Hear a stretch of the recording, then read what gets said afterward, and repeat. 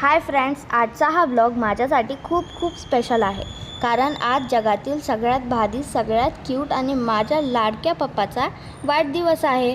पप्पा, आज मी जे काही आहे ती फक्त तुमच्यामुळे आहे. मी आजपर्यंत जी गोष्ट मागितली ती तुम्ही मला कधीच नाही म्हटलं नाही.